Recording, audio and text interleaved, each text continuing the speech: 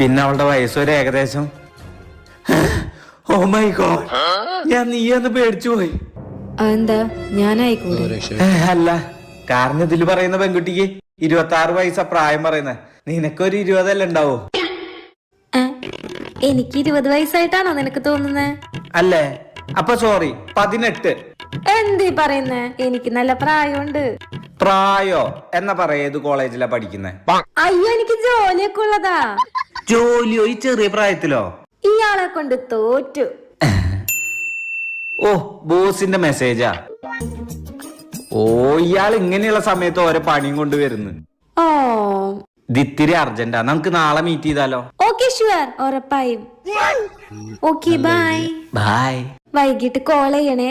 ഉറപ്പായും വിളിക്കാം.